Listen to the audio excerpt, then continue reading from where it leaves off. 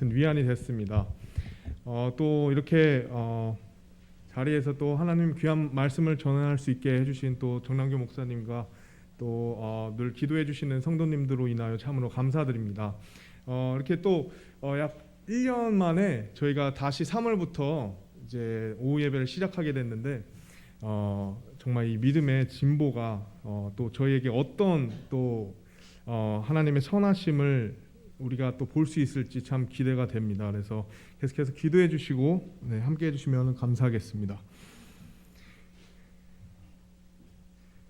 전 세계적으로 역사의 길이 남을 2020년도를 저희가 보내고 또 여전히 사실 진행 중이죠. 2021년도에 하나님께서 여전히 승리성서 침례교회에 많은 열매들을 맺히고 계십니다.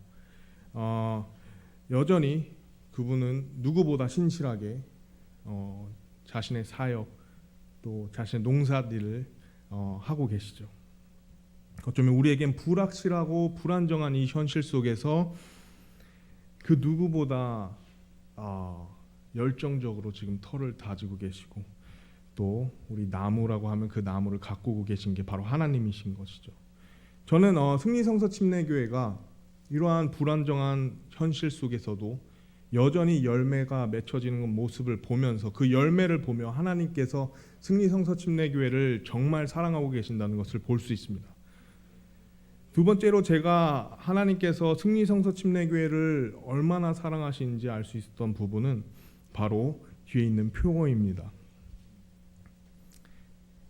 주 예수 그리스도를 따르는 교회라고 되어 있습니다. 다 함께 한번 해볼까요? 주 예수 그리스도를 따르는 교회. 이것이 우리 교회를 향하신 하나님의 마음과 뜻입니다. 목사님의 어떤 제안과 사역의 방향성이 아니라 하나님께서 목사님을 통해서 이 우리 승리성서 침례교회에 주신 하나님의 마음, 우리 하나님의 뜻이라는 것이죠. 근데 가장 따르기 어려운 세상이죠. 사실 지금 저희가 직면하고 있는 세상이 또 가장 힘든 이 상황에서 내용과 같이 하나님께서 우리에게 말씀하시길 나를 따르라라고 했던 것이죠.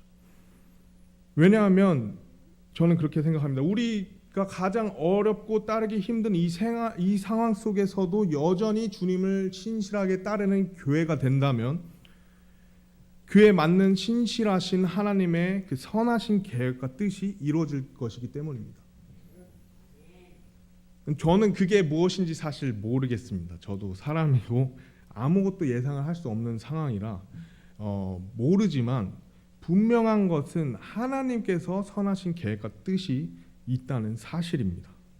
그렇기 때문에 저는 이 믿음을 가지고 이 표어를 함께 나누면서 2021년도가 우리 각자의 삶에 우리 교회가 우리가 모두 하나가 되어서 주 예수 그리스도를 따르는 교회가 되었으면 합니다. 그래서 함께 오늘 본문 말씀을 통해 예수님 그리스도를 따르는 데 필요한 세 가지 요소를 살펴보겠습니다. 그럼 다 같이 저희가 하나님 말씀 보실 때 누가복음 9장 23절 말씀입니다. 다 같이 일어나셔서 하나님 말씀 보실 때 누가복음 9장 23절 말씀입니다.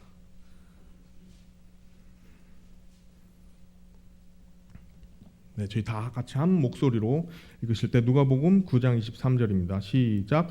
또 그분께서 그들 모두에게 이르시되 어떤 사람이 나를 따라오려거든 자기를 부인하고 날마다 자기 십자가를 지고 나를 따를지니라. 아멘. 기도하시겠습니다. 하나님 감사합니다. 오늘 또 이렇게 오전에 또 오후에도 여전히 유일하신 참 경배받으시기 합당하신 하나님을 우리가 함께 모여서 찬양할 수 있도록 해주셔서 감사합니다. 우리의 이 믿음을 주님 허락해 주시고 또 주님께서 놀라운 은혜로 이 교회를 지키고 보존해 주심에 참으로 감사합니다. 주님께서 2021년도에 여전히 주님을 따르라고 저에게 주님의 마음을 비췄는데 오늘 이 시간 주님의 말씀을 통해서 우리가 어떻게 하면 주님을 더욱더 이 어려운 세상에서 마음을 굳건히 해서 따를 수 있을지 주님 저희와 함께하여 주시고 주님의 놀라운 손과 또 능력과 주님의 마음이 드러남으로 승리성서침례교회가 여전히 주님 앞에 귀한 교회로 서 있고 부흥하고 영혼 구령하는 귀한 교회 될 수 있도록 인도하세요. 모든 거 감사드리며 예수님 이름으로 기도드립니다. 네, 자리에 착석해 주시기 바랍니다. 네, 그래서 오늘 이 표어를 주제로 저희는 예수 그리스도를 따르는 데 필요한 세 가지 요소를 보도록 하겠습니다. 이 구절은 사실 모두에게 참 친숙한 구절이고 유명한 구절이죠. 하지만 이 안에는 중요한 세 가지 요소가 있다고 합니다. 첫 번째는 바로 자기 부인입니다. 어떤 사람이 나를 따라오려거든 자기를 부인하고 라고 하고 있습니다. 그래서 코로나 저희 창궐 이후에 세상이 정말 빠르게 변화하고 있다는 사실을 알고 있습니다. 이것은 단순히 뭐 자연재해적인 원인이라기보다도 사실은 우리가 계속 특강을 통해서 또 이렇게 알 수 있듯이 어떤 거대한 변화에 무언가가 저희가 휘몰아치는 이 흐름에 우리가 걷잡을 수 없이 여기에 지금 흘러가고 있다는 거죠. 그거를 우리가 어떻게 막을 수는 없지만 적어도 우리가 어떤 변화인지는 우리가 알 수는 있죠. 코로나의 이 변화, 어떤 포스트 코로나에 대한 단어를 정리하면 그렇습니다. 이 안에서 우리가 함께 볼 단어는 바로 결핍입니다. 결핍.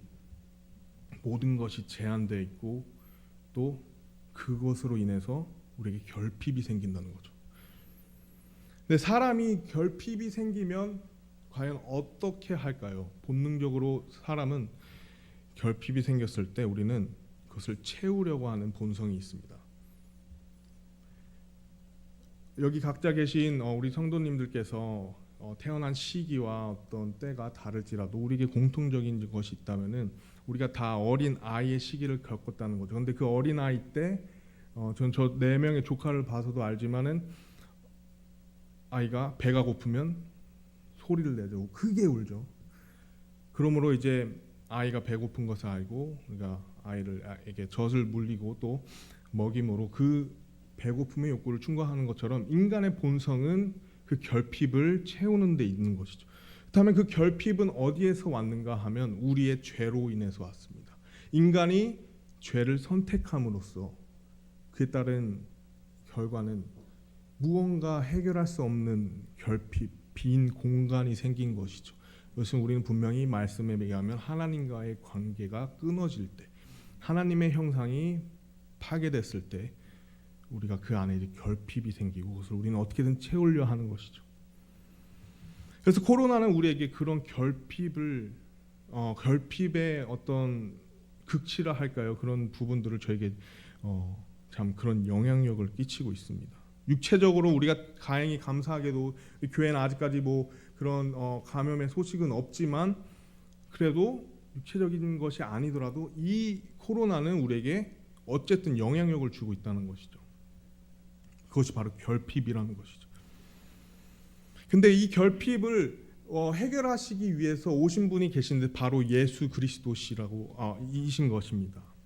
요한복음 6장 35절에 예수님께서 그들에게 이르시되 내가 곧 생명의 빵이니 내게 오는 자는 결코 줄이지 아니할 것이요 나를 믿는 자는 결코 목마르지 아니하리라. 이 결핍이라 함은 사실 각자 개인적으로 지금 각자에게 모두에게 임하고 있다는 거죠. 왜냐하면 우리는 모두가 인간이기 때문에 이 코로나라는 이 상황 자체에서 이 결핍함을 우리가 피할 수 없기 때문이에요. 근데 우리가 이 결핍함을 본성대로 본능대로 우리가 충족을 해야 되는데 어떻게 충족해야 될까를 지금 선택하고 충족하고 있는 모습이 우리의 어떤 생활의 모습입니다, 사실. 근데 오늘 요한복음 6장 말씀에도 그랬듯이 사실 많은 사람들이 예수님을 따랐지만 각자 원하던 것이 있었던 거예요. 내가 원하는 것들, 내 자아가 원하는 것들. 근데 예수님께서 그런 모습을 보고 외치신 것이죠. 나를 믿는 자는 결코 줄이지 않고 목마르지 아니하겠다. 근데 그것을 들은 백성들이 어떻게 하셨는지 아십니까? 요한복음 말씀에 계속 보시면 6장 66절에 그때부터 그분의 제자들 중에 많은 사람이 돌아가고 다시는 그분과 함께 다니지 아니하더라. 흥미로운 것은 이 구절에 성경에서 많은 사람들이 그분의 제자들이었다는 거죠. 그들이 떠난 이유는 그렇습니다. 저것은 내가 원하는 것이 아니야. 저는 그 사람들을 보면서 생각하길 그들이 구원은 받았으나 여전히 자아가 강한 육신적인 그리스도인 것이죠. 그렇기에 우리는 자아가 살아있으면서 주님을 결코 따를 수 없습니다. 자아가 죽지 않고서는 그리스도인으로서 살아갈 수가 없고, 우리의 자아가 죽지 않고는 하나님의 사역이 불가능합니다. 왜냐하면 자아와 하나님은 반대되기 때문이죠. 마가복음 7장 20절에서 23절 말씀에 또 그분께서 이르시되 사람에게서 나오는 것 그것이 사람을 더럽게 하느니라. 속에서 곧 사람들의 마음에서 악한 생각, 간음, 음행, 살인, 도둑질, 탐욕, 사악함, 속임, 세욕, 악한 눈, 신성 모독, 교만, 어리석음이 나오는데 이 모든 악한 것이 속에서 나와 사람을 더럽게 하느니라 하시니라.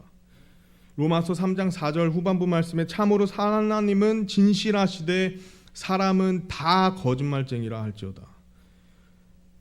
하나님께서 악한 생각, 하나님께서 교만한 마음 혹은 어리석음을 보이신 적이 있습니까? 아니요, 절대 없죠.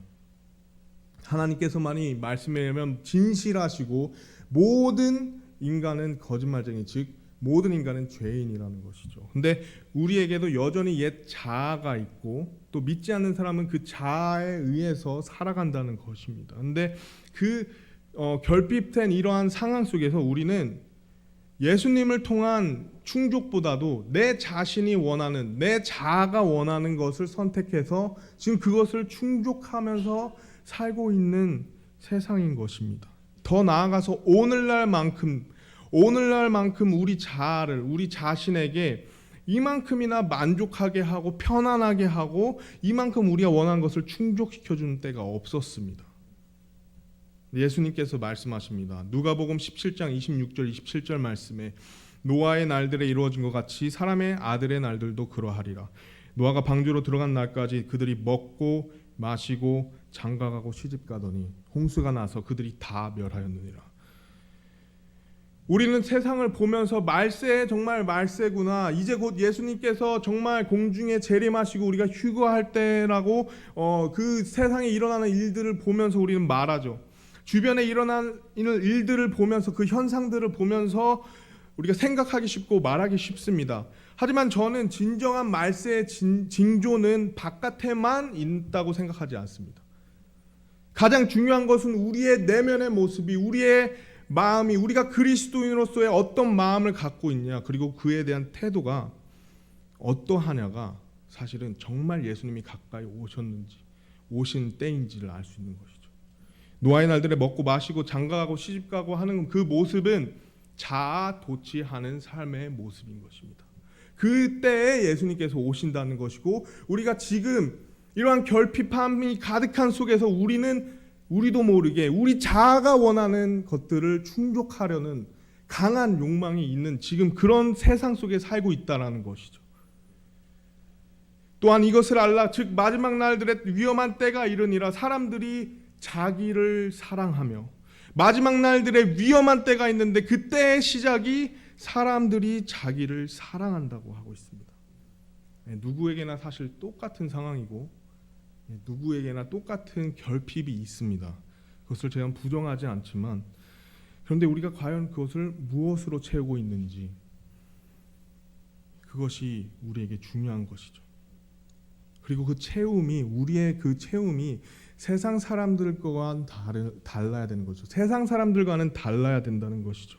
세상 사람들이 추구하는 것, 세상 사람들이 말하는 것들로 우리의 결핍함을 충족시켜서는 안 된다는 것입니다.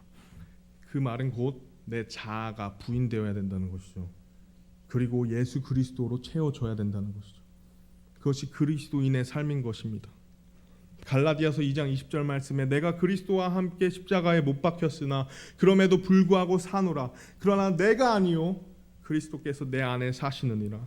나는 지금 내가 육체 안에 사는 삶을 나를 사랑하사 나를 위해 자신을 주신 하나님 아들의 믿음으로 사노라. 즉 내가 죽어야 그리스도께서 살아 역사하시는 삶이 그리스도인의 삶인 것입니다. 하지만 문제는요, 그것이 너무 어려운 세상이라는 것이죠. 지금 우리에게 사실 우리가 이것을 알고 있고 우리가 자기 부인을 십자가의 세상 예수님을 따르는 데 있어서 자기 부인이 얼마나 중요한지 우리는 머리로 이해하고 있지만 지금 이 세상이 그만큼 호락호락하지 않다는 것이죠. 사실 너무 어렵다는 것입니다. 그것이 저도 그 마음을 굉장히 느끼고 있습니다.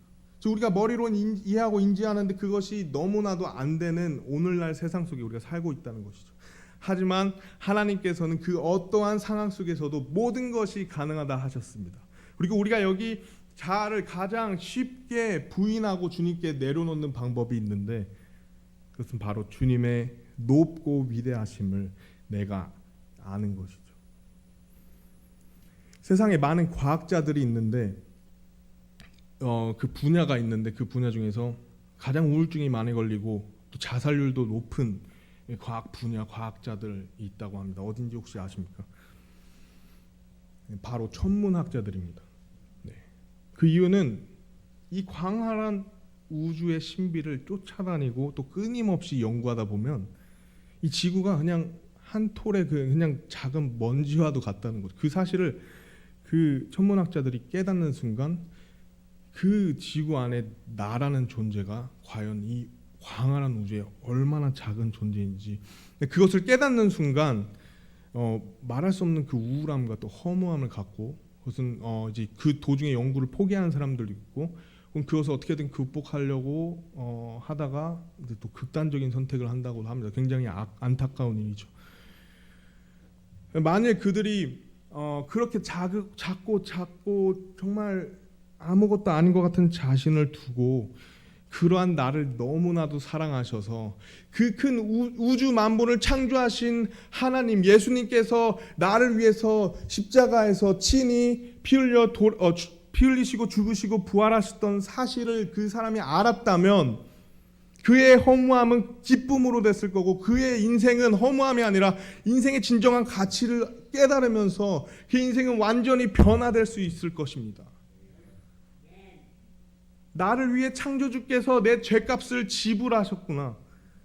그렇기 때문에 자아를 우리가 가장 쉽게 부인하고 내려놓을 수 있는 것은 예수 그리스도의 위대함을 우리가 묵상해야 되는 것이죠.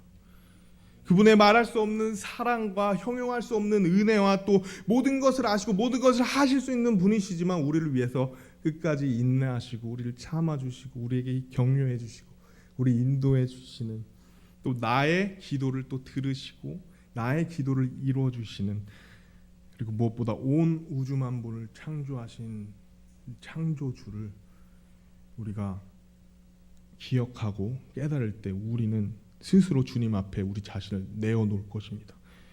이사야서 6장 5절 말씀에 그때 내가 이르기를 내게 화가 있도다 내가 망하게 되었도다 나는 입술이 부정한 사람이요 또 부정한 백성 한 가운데 거하거니와 내 눈이 왕 곧 만군의 주를 보았도다 하며 이사야가 대언자 이사야가 하나님의 정말 화려한 그 모습을 보고 자신이 죄인이라는 것을 고백하는 것이죠. 또한 요한복음 3장 30절에 그분은 반드시 흥하여야 하되 나는 반드시 쇠하여야 하니라 하면서 침례자 요한도 그 다가오시는 예수님을 보며 자신을 그렇게 내려놓았습니다. 또한 베드로는 누가복음 5장 8절에 시몬 베드로가 그것을 보고 그 그물을 당겼을 때 수많은 물고기가 잡혔던 것을 보고 예수님의 무릎에 앞에 엎드려 이르되 오 주여 내게서 떠나소서 나는 죄 많은 사람이니이다 하니 성경의 인물들은 진정한 하나님 예수 그리스도를 알았을 때 발견했을 때 자기 자신을 부인하고 자기 죄를 고백하며 자기를 부인했습니다. 그렇듯이 우리도 매일 우리의 하나님의 위대하심을 묵상하고 우리가 그것을 깊이 생각할 때 우리 자신을 하나님께 내어드릴 수 있는 것이죠. 히브리서 3장 1절 말씀에 그러므로 거룩한 형제들 곧 하늘의 부르심에 참여한 자들아 우리의 신앙 고백의 사도시며 대제사장이신 그리스도 예수님을 깊이 생각하라. 우리가 예수 그리스도를 깊이 생각할 수 있는 방법은 무엇일까요? 우리가 자연을 통해서 우리의 양심을 통해서 하나님의 존재를 알지만 우리가 가장 예수 그리스도를 깊이 생각할 수 있는 방법은 바로 말씀입니다. 요한복음 5장 39절의 성경 기록들을 탐구하라. 너희가 그것들 안에서 영원한 생명을 얻는 줄로 생각하거니와 그것들은 곧 나에 대하여 증언하는 것들이라. 인간의 우리의 유한성은 우리는 결코 그 하나님을 우리가 볼 수 없는 존재입니다. 근데 하나님께서 그 놀라운 그 절대적인 하나님을 친히 드러내신 통로가 그것이 말씀이고 우리는 그것을 계시라고 하죠. 그렇기 때문에 우리가 다시 한번 말씀의 중요성으로 가서 우리가 매일 큐티를 말씀을 묵상하고 또 시간을 더 내어서 이 말씀을 계속해서 우리가 읽으면서 그 안에 나타나신 하나님의 놀라우신 그 성품과 그 모습을 우리가 발견할 때, 그럴 때 우리가 진정으로 우리의 자아를 하나님께 내어드릴 수 있다는 것입니다. 그것이 가장 우리에게 확실한 자기 부인의 방법입니다. 네, 그리고 말씀에 의하면 오늘 우리의 자아가 부정되지 않고 우리가 자기가 매일같이 죽지 않고서는 우린 예수 그리스도를 따를 수 없다고 말씀하시죠. 첫 번째는 자기 자아를 부인하는 것이고 두 번째는 자기 십자가를 쥐는 것입니다. 어떤 사람이 나를 따라오려거든 자기를 부인하고 날마다 자기 십자가를 지고 나를 따를지니라. 네, 본문 말씀에 보면은 우리는 자기 십자가가 있다고 하죠. 자기 십자가. 근데 이 십자가의 본질적인 의미는 사실 예수 그리스도께서 지신 십자가이지만 십자가는 각자에게 자기의 것이 있다고 합니다. 그리고 그 안에는 몇 가지 이유가 있는데 첫 번째는 십자가의 어떤 개인의 십자가죠. 개인의 십자가. 왜냐하면 예수님께서는 우리 모두를 위해 십자가를 지셨지만 사실 나를 위해 십자가를 지셨기 때문이죠. 그렇기 때문에 자기 십자가가 있는 것입니다. 십자가를 지고 예수 그리스도를 따르는 삶은 사실 구원받은 사람이 이어서 제자로서의 사는 삶을 뜻하죠. 그것을 나타내지만 하지만 제자의 삶에 앞서서 성경은 개인의 십자가가 반드시 있어야 함을 보여주고 있습니다. 그렇기 때문에 구원은 개인적인 것입니다. 구원은 단체적으로 받는 것이 아닙니다. 구원은 나와 하나님과의 관계가 예수 그리스도의 십자가를 통해서 해결되는 것이지 우리가 교회를 나온다고 하든지 아니면 우리가 종교적인 생활을 하고 활동을 한다는 것이 우리의 구원의 증거가 되지 않습니다. 우리가 개인적으로 우리는 예수 그리스도께서 십자가에 달리신 그 이유를 개인적으로 알아야 되고 또 그 십자가에 달리신 예수 그리스도를 우리가 어떤 분이신지 알아야 되고 또 그것을 우리가 개인적으로 믿어야지 나의 십자가가 주어진다는 것입니다. 그렇기 때문에 예수님께서 자기 십자가를 지라고 하신 것이죠. 근데 두 번째는 개별적인 십자가의 모습이 있다는 거죠. 즉 자기 십자가라는 것은 각 개인에 있지만 사실 또 이 안에 있는 의미는 하나님께서 우리 각 사람에게 향하신 뜻과 계획이 서로 다르다는 것이죠. 그 목적이 서로 다르다는 것이죠. 본질적으로 예수님께서 지고 가신 그 십자가지만 그 십자가를 지고 어디로 가야 될지 어떤 십자가를 질지 얼마나 무거운 십자가를 질지는 우리에게 각자의 삶에 놓여 있다는 것이죠. 그렇기 때문에 그 십자가의 크기가 다를 수도 있고 그 무게가 다를 수도 있고 그 가는 길이 다를 수도 있고 또 그와 또 함께하는 사람들이 다를 수가 있습니다. 하지만 우리가 어떨 땐 그것을 보고 좌절을 하거나 혹은 실족을 하거나 혹은 너무 그것을 교만함으로 우리가 여겨서 저 사람은 나보다 더 큰 십자가를 저렇게 많은 사람들과 이렇게 함께 저런 방향으로 가는데 나는 왜 이 길로 가지? 이러면서 우리가 어떻게 보면 자칫하면 비교 의식이 생겨서 우리가 지는 십자가를 우리가 내려놓을 수도 있습니다. 하지만 우리가 바라봐야 될 것은 다른 십자가가 아닙니다. 우리 앞에 놓인 우리의 경주의 그 코스와 또 우리와 함께 하시는 하나님 예수 그리스도를 바라보고 또 나의 십자가를 바라봐야지 다른 사람들의 십자가를 바라봐서는 안 되는 것이죠. 히브리서 12장 2절 말씀에 우리의 믿음의 창시자시요 또 완성자이신 예수님을 바라보자 라고 하셨고 또 베드로전서 2장 21절 말씀은 참으로 너희가 심지어 그 일을 위해 부르심을 받았나니 그리스도께서도 우리를 위해 고난을 당하심으로 우리에게 본을 남기사 너희가 자신의 발자취를 따라오게 하셨느니라 라고 말하고 있습니다. 그 때문에 개인적인 십자가와 또 각자의 삶에 각자의 뜻에 맡겨된 구별된 어떤 십자가 그리고 또 십자가의 또 무게를 알아야 된다는 것이죠. 십자가의 계량입니다. 계량된 십자가. 혹시 이런 경험을 하셨는지 모르겠습니다.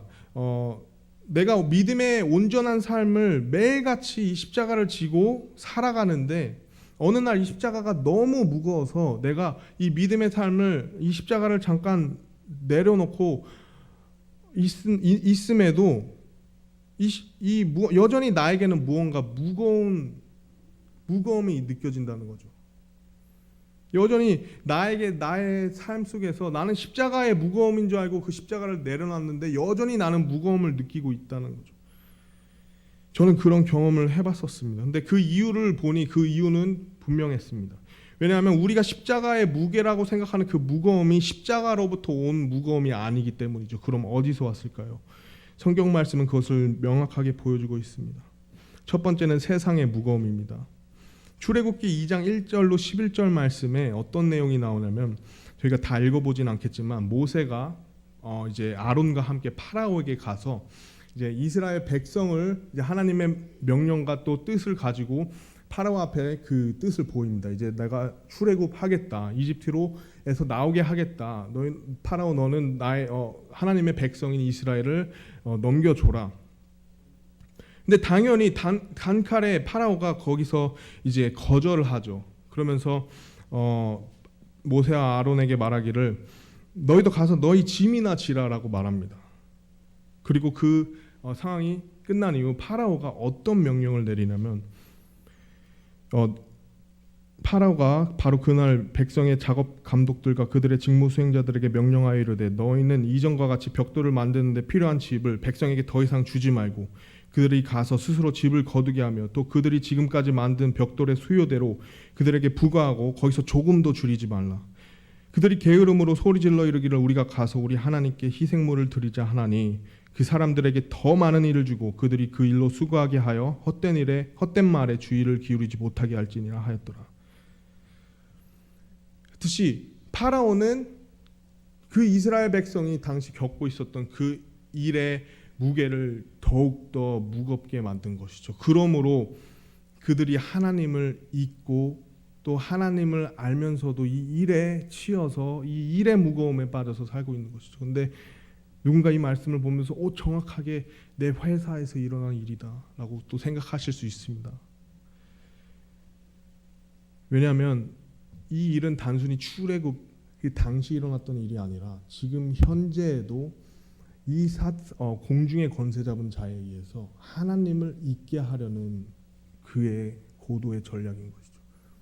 우리가 이 세상에서 우리가 경제적인 어려움을 이해해서 우리의 우선순위가 바뀌게 되죠. 예전에는 하나님을 희생물을 드리는 예배의 삶을 경배의 삶을 추구했지만 이제는 그 시간도 없어서 이 무거운 이 일을 내가 해서 내가 이 세상의 무거움에 내가 치이게 되고 지치게 되는 거죠.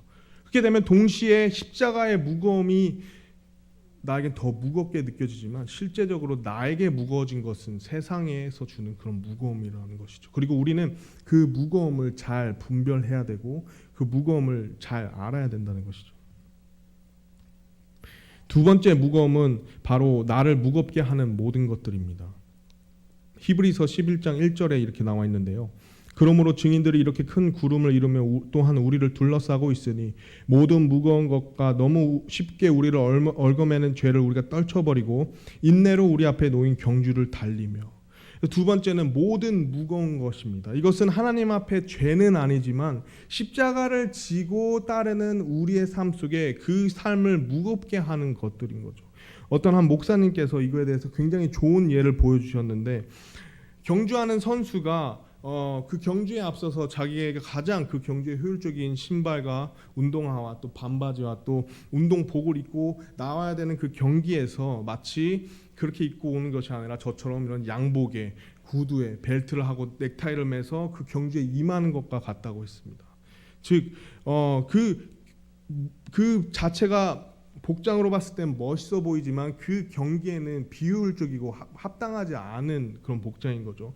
그것처럼 우리 삶 속에서 우리를 무겁게 하는 것 중에 죄가 아니더라도 우리를 무겁게 하는 것이 있다고 하는 것입니다. 그리고 이 세상의 무거움과 우리가 십자가의 무거움도 견뎌 가야 되는데 우리에게 그 무거움을 더욱더 더해서 우리가 가기에는 이 세상에 너무 힘들고 이 무게가 너무 힘들다는 것이죠. 그렇기 때문에 우리는 십자가의 무거움을 떠나서 이 세상의 무거움과 또 죄가 아닌 나를 무겁게 하는 것들을 잘 분별하고 그것들을 우리가 내려놓아야 되는데 하나님께서 예수님께서 그에 대한 말씀을 주십니다. 마태복음 11장 28절로 30절 말씀에 수고하고 무거운 짐진 모든 자들아 너희는 내게로 오라. 내가 너에게 안식을 주리라. 나는 마음이 온유하고 겸손하니 너희 위에 내 멍에를 메고 내게 배우라. 그리하면 너희가 너희 혼을 위한 안식을 찾으리니 내 멍에는 쉽고 내 짐은 가벼우니라 하시니라. 우리 세상의 무거운 것들, 모든 무거운 것들을 우리가 예수님께 내어드릴 때 우리가 갖고 있는 십자가는 그 무거움에 비해 상대적으로 가볍다고 하신 거죠. 예수님께서 말씀하시는 거죠. 내 짐은 가벼우니라. 내 멍에는 쉽고 내 짐은 가벼우니라.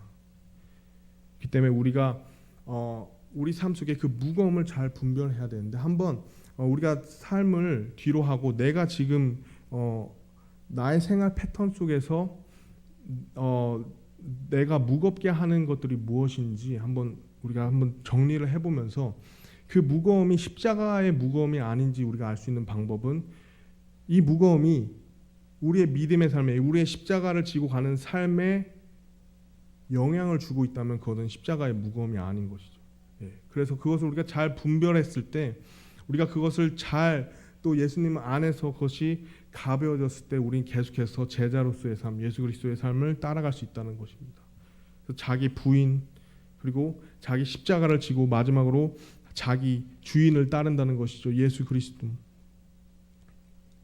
그래서 자기를 부인하고 날마다 자기 십자가를 지고 나를 따를지니라.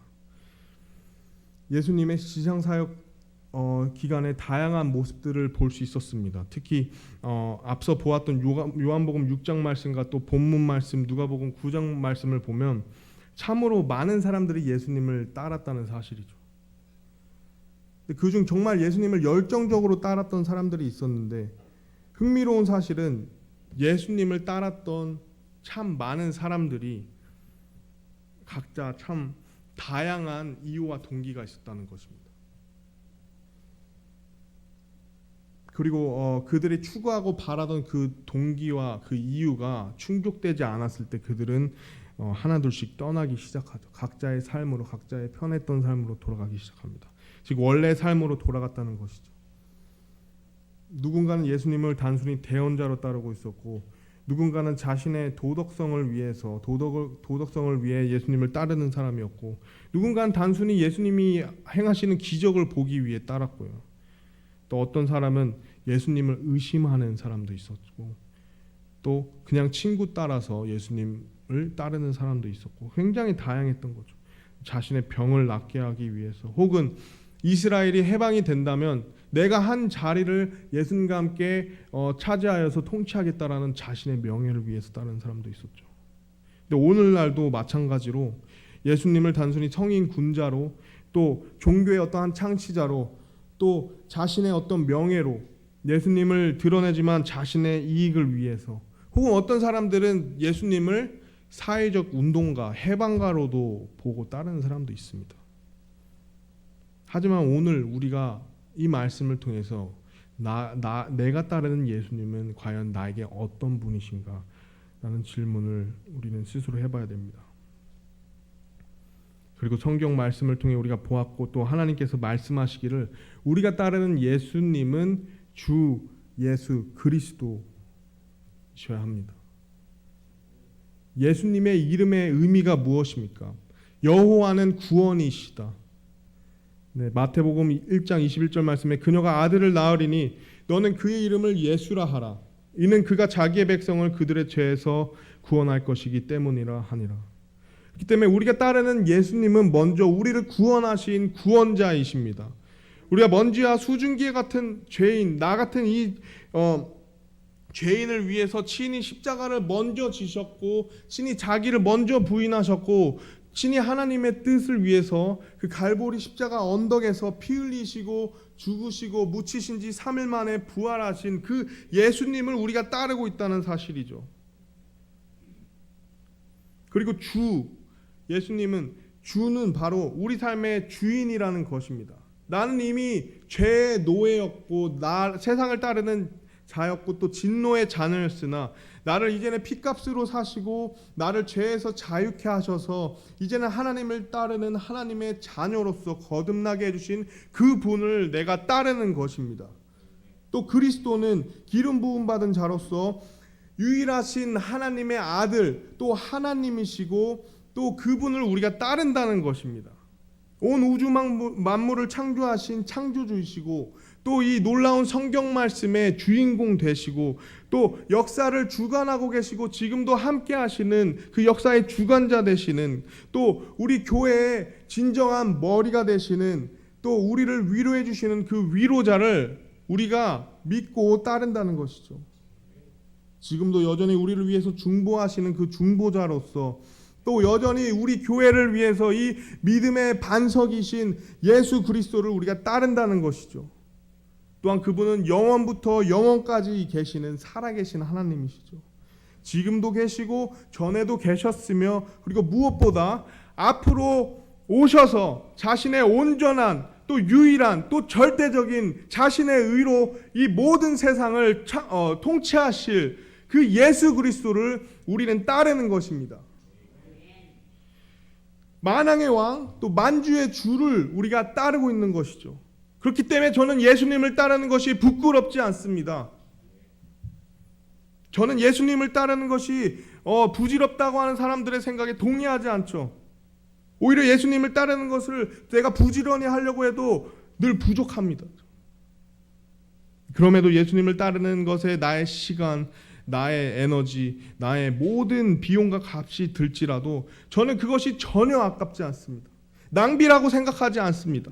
왜냐하면 예수님을 따르는 것은 그리스도인의 삶의 본질이기 때문입니다. 우리는 그에 따른 값을 지불해야 할지라도 아깝지 않아야 하고 그 값을 지불하면서까지 예수 그리스도를 따라야 된다는 것이죠. 근데 누가복음 9장 후반부에 보면 그러한 예수님을 알고도 그러한 예수님을 보고도 그러한 예수님과 함께 함에도 여전히 완전히 따르지 못한 사람들이 있었습니다. 그 따르는 대한 값을 두고 자신과 그 사명의 갈등을 겪으면서 고민하던 사람들이 있었다는 것이죠. 누가복음 9장 57절에 그들이 길을 갈 때 어떤 사람이 그분께 이르되 주여 주께서 어디로 가시든지 내가 주를 따르리이다 하니 이자는 마태복음에서 한 서기관으로 나오는데 예수님께서 자신을 따르는 데 필요한 값은 지금까지 그 서기관으로서의 자신의 지위 또 사회적 위치 명예였습니다. 그것을 다 내려놓고 주님을 따랐어야 됐죠. 왜냐하면 예수님께서 말씀하시길 나는 내가 누울 자리도 없다. 근데 너가 나를 따르려면 그것을 모두 버리고 따라야 된다는 것을 그 말씀을 통해 얘기하셨는데 그 서기관은 그 값을 치르지 않고 예수님을 따르지 않기로 합니다. 사실 그 사람의 동기는 이스라엘을 통치할 때 자신도 정치적으로 함께 통치하고자 하는 잘못된 동기가 있었죠. 그렇기 때문에 그 값을 치르지 않았던 것이죠.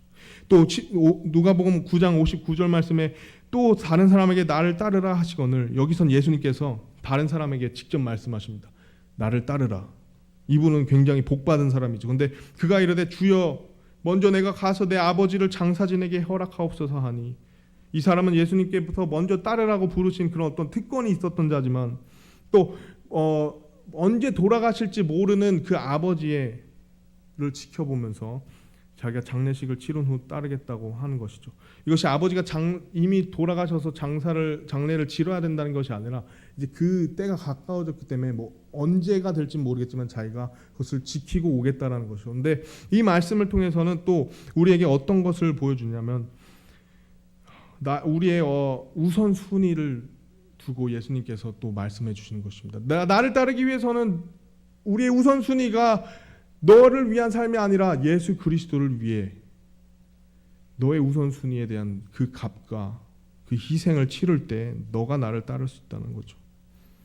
어쩌면 나를 위한 시간이 될 수 있고 또 나를 위한 사람이 될 수도 있고, 근데 그것을 우리가 내어드리지 못할 때 우린 결코 예수님을 따를 수 없다는 것이죠.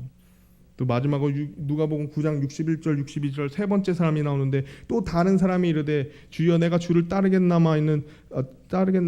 이다마는 먼저 내가 가서 내 집에 있는 자들을 에게서 작별을 구하게 하옵소서 하니, 예수님께서 그에게 이르시되 손에 쟁기를 잡고 뒤를 돌아보는 자는 하나님의 왕국에 합당하지 아니하리라 하시니라. 손에 쟁기를 잡고 뒤를 돌아보는 자는 하나님의 왕국에 합당하지 아니하리라. 이 말은 곧 예수님을 따르는 삶에는 값이 지불되어야 된다는 것이에요. 어떤 대가가 있어야 되고 우리가 그것을 각오하고 우리가 그것을 지불하면서 따라야지, 결코 예수님을 따르는 것이 그냥 쉬운 것이 아닙니다. 우리 자아가 부인되어서 그것이 우리가 내려놓아질 때 우리가 예수 그리스도의 십자가를 지고 따를 수 있는 것이죠. 희생이 있어야 된다는 것이죠. 사실 이것을 몸소 보여주신 분이 예수님이시죠. 십자가에서 하나님의 어린 양으로서 죄의 심판, 그것도 자신의 죄의 심판이 아닌 나의 죄의 심판을 위해서 예수님은 자기를 먼저 부인하셨죠. 내가 져야 되는 십자가인데도 나를 위해서 그 십자가를 지시죠. 그리고 하나님 아버지의 뜻을 따랐죠. 십자가에 달리신 예수님은 온전히 희생 제물과 어린 양이셨죠. 그 안에 더 이상 하나님의 아들의 엄청난 모습도 없이 온전히 그 십자가 위에서는 그 희생 제물이 되셨던 거죠. 자신의 모든 것을 내려놓아 그 값을 지불하셨던 거죠. 우리 삶 속에 예수님을 따르는데 우리가 지불해야 할 값은 각자가 다릅니다. 하지만 그 값을 두고 우리의 결단은 어떻습니까? 과연 우리가 그 값을 지불할 마음이 있습니까? 그런 각오가 돼 있습니까? 그런 헌신이 있습니까? 마지막으로 성경의 두 인물을 끝으로 마치고자 합니다. 데마라는 인물이 성경에 나오는데 사도 바울의 사역에 있어서 신실한 동역자라고 합니다. 였다고 합니다. 무엇보다 예수 그리스도를 따르기 위해 또한 자신의 값을 지불했던 제자의 삶을 살았던 인물이에요. 그의 삶과 배경에 대해서는 우리가 정확히 알 수 없지만 분명한 것은 세상에 그가 갖고 있었던 자기의 어떤 것들을 예수 그리스도를 따르기 위해서 그것을 지불하고 그것을 내려놓고 오직 그 주님만을 따라서 주님의 일을 신실하게 했던 그런 사람이었던 것이죠. 그는 골로새서랑 빌레몬서 끝 인사에 그의 이름이 언급이 됩니다. 사랑함 받는 의사 누가와 또 데마가 너희에게 인사하느니라. 나의 동료 일꾼 마가와 아리스다고와 데마와 누가가 문안하노라. 그토록 신실했던 데마에 대한 언급이 근데 또 다른 성경에도 나오는데 사도 바울의 사역의 마지막 편지이자 또 성경에 나옵니다. 디모데후서 4장 10절 말씀에 데마는 현재 이 세상을 사랑하여 나를 버리고 데살로니가로 떠났고, 그토록 신실했던 동역자 데마, 그리고 그 모든 값을 지불하고 주님을 따랐던 제자 데마는 더 이상 자신이 따르는 그것이 아닌 자신이 버렸던 그 세상의 애착을 두고 따라갑니다. 그가 버렸던 것은 하나님의 귀한 사역과 그 가치였죠. 그리고 성경에선 더 이상 그의 이름이 언급되지 않고 그의 믿음의 간증은 더 이상 이어지지 않고 그의 영향력 또한 비춰지지 않습니다. 실제로 미국에서 저는 데마라는 이름을 가진 사람도 보지 못했죠. 하지만 그와 반대로 또 다른 인물이 있는데 성경에서 예수님을 끝까지 따라가서 놀라운 믿음의 삶과 간증을 남긴 자가 있는데 바로 베드로입니다. 베드로의 삶은 믿음의 연속이었습니다. 삶의 거의 모든 부분에 있어서 베드로는 담대함을 가지고 믿음으로 나아가는 모습을 보여주었습니다. 그렇기 때문에 예수님의 수제자로서 또 믿음의 고백으로 또 예수님께서 칭찬하시고 또 다른 11 제자에게 굉장한 영향력을 끼쳤던 인물이었습니다.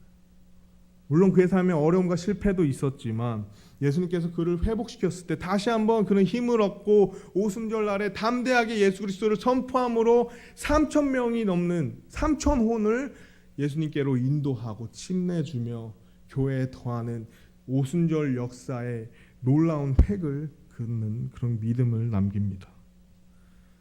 계속해서 그는 뿐만 아니라 수많은 유대인들과 또 교회들에게 영향을 주고 또 더 나아가서 하나님의 말씀을 직접 기록도 하고 또 수많은 기적들도 베풀고 또 많은 성경적인 교리들을 가르치고 그의 명성은 계속해서 많은 유대인들 또 많은 이방인들 사이에서 알려지고 또 그의 선한 그 영적인 영향력 그의 카리스마는 정말 많은 영향력을 당시에 끼쳤죠.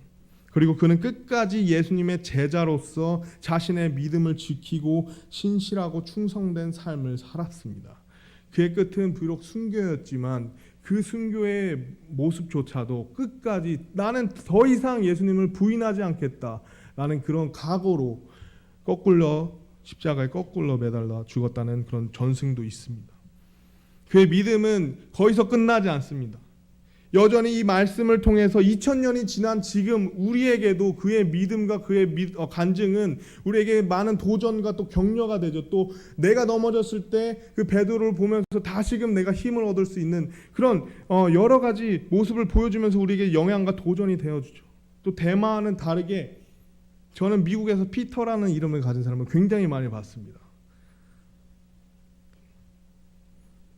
그는 예수 그리스도를 따르는 삶을 택했고 그의 믿음은 삶은 결코 그가 누릴 수 없는 그 놀라운 하나님의 은혜와 또 그에 따른 경험과 또 그에 따른 간증과 하나님의 역사하심을 볼 수 있었던 것이죠. 우리가 만약 천국에 가서 베드로에게 다시 한번 물어본다면 베드로는 얼마든지 그 선택에 자기는 너무 잘했을 거라고 말했을 것입니다. 그 베드로가 예수님을 선택하기 전에 그 자신이 보게 될 엄청난 믿음의 결과를 알기 전에 그가 버렸던 것이 무엇인지 아십니까? 배와 그물입니다. 누가복음 5장 11절 말씀에 그들이 자기들의 배들을 무태 대고 모든 것을 버린 채 그분을 따르니라. 정말 말할 수 없는 그 놀라운 우리 삶의 어떤 차원을 뛰어넘는 그런 믿음의 경험과 또 간증을 경험하고 또 그런 것을 그 영적인 열매들을 맺으면서 여전히 지금 우리의 그 사역 속에 우리의 교회 안에 그의 믿음은 드러나고 있는데 그 놀라운 삶 뒤로 그가 버렸던 것은 배 하나와 그물이었던 것이죠.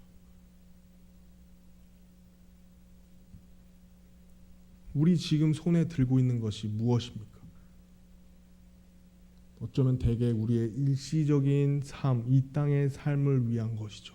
나에겐 모든 것처럼 보이고 나에겐 가장 소중한 것처럼 보이고 나에게는 그 무엇보다도 이것이 나에게 가장 필요한 것처럼 보이지만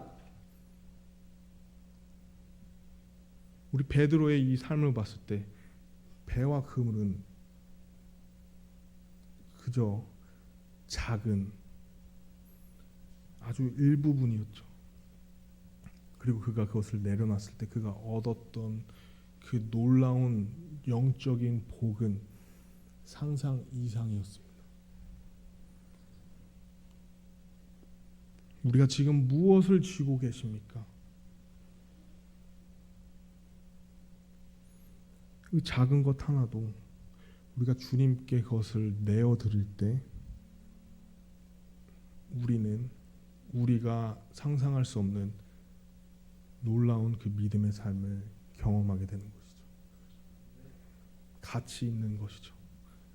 그리고 영원히 남는다는 것이죠. 지금 우리가 어쩌면 코로나로 인해서 우리의 시선이 분산이 되고 우리의 당장의 앞길에 우리의 생활에 우리의 지금 이 현실에 우리의 눈이 고정이 되어서 우리가 하나님의 영원하심을 보지 못하고 우리가 영원히 살게 된 우리의 본향을 보지 못하고 우리가 영원히 우리가 얻게 될 상급을 우리가 보지 못하는 이때에 오늘 예수님께서 승리성서침례교회를 향하신 자신의 뜻은 나를 따르라.